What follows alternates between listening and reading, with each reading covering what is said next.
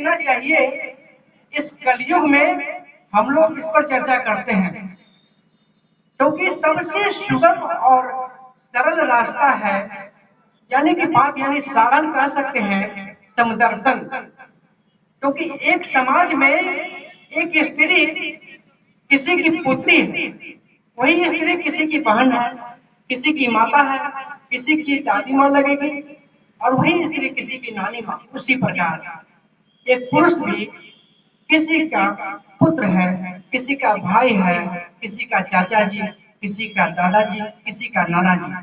उसी समाज में आप देखिएगा गौर से कि कोई साधु है, कोई असंत है, जो जिसको कहते हैं दुष्ट प्रवृत्ति के, उसी समाज में साधारण व्यक्ति है। इस विषम भाव में समभाव का होना ही समदर्शन कहलाता है। गीता के 5वां अध्याय के 18वां श्लोक में कहा गया है, गीता के 5वां अध्याय के 18वां श्लोक में कहा गया है कि विद्वान जन, जो पंडित जन है, वो गौ में, पशु में, पक्षी में, चांडाल में, सभी में अपने इष्ट देव को देखा करते हैं, श्री कृष्ण को देखा करते हैं, क्योंकि वासुदेव है। और वासुदेव का अर्थ क्या होता है? वास्य वास्य तिष्ठति इति वासुदेव। इसीलिए हर कण में भगवान का स्वरूप है, भगवान हर कण में विद्यमान है। विद्या विनय संपन्न ब्राह्मणे गविहस्तिनि सुनिचेव सौभाग्ये च पंडिता समदर्शिनः। पंडित लोग समदर्शन हुआ करते हैं। क्योंकि आपके मन में यह प्रश्न उठता होगा अभी कि अगर हम सभी जगह भगवान को देखते हैं, इसमें जल में, चेतन में, पशु में, पक्षी में, केले की पौधे में, तो क्या हमको भगवान श्री कृष्ण देखते हैं? हाँ, देखते हैं। इसका उत्तर भी गीता के 6 अध्याय के 30वां श्लोक में दिया गया है। यो मां पश्यति सर्वत्र सर्वं च मयि पश्यति तस्याहं न पंसामि स च मे न पंसते।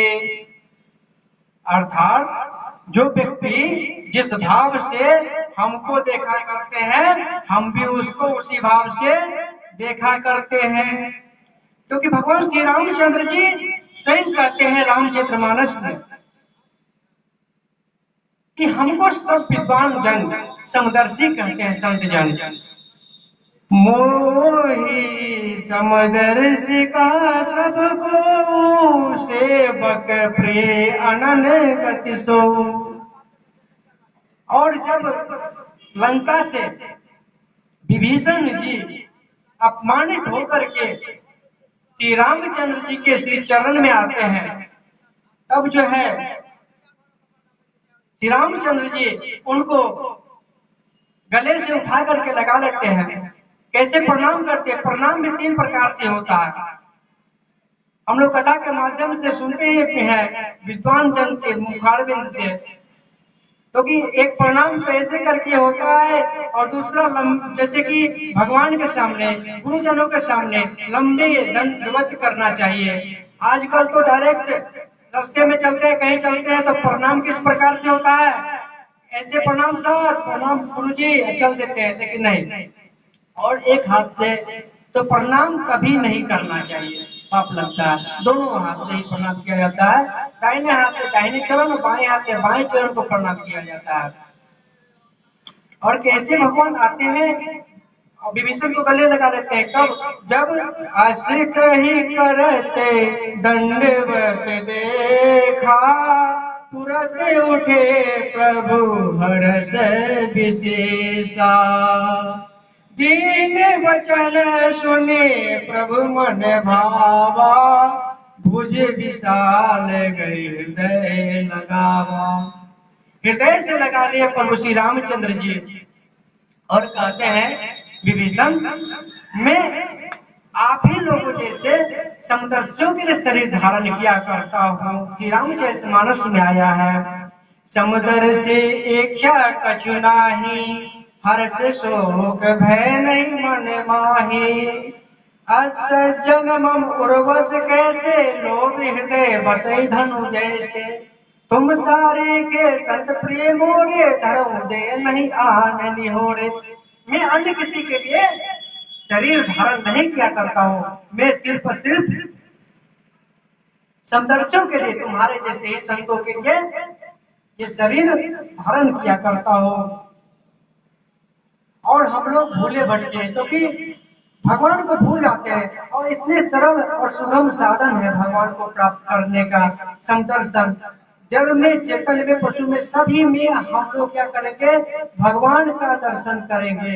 सबसे सुगम और सरल रास्ता है।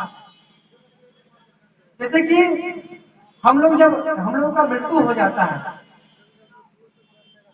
मृत्यु होने के बाद जब भगवान के पास जाते हैं, और भगवान के जाने के बाद जाते हैं तो हमें गलत कर्मों के गलत फल प्राप्त होता है। तब हम कहते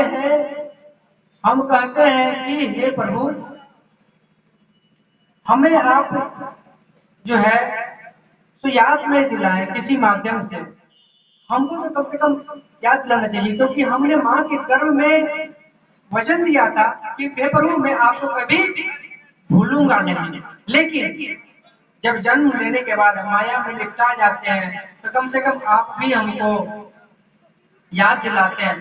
तो याद हमको अपने ही दिलाए। तो बोलते हम कैसे नहीं याद दिलाए? हम तो याद दिलाते हैं संत जन के लिए। और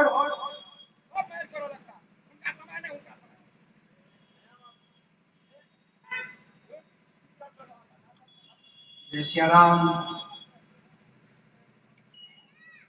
तो वहां पे जब होता है तो भगवान कहते हैं कि प्रभु, आप हमें याद क्यों नहीं दिलाए? तब कहते हैं कि हम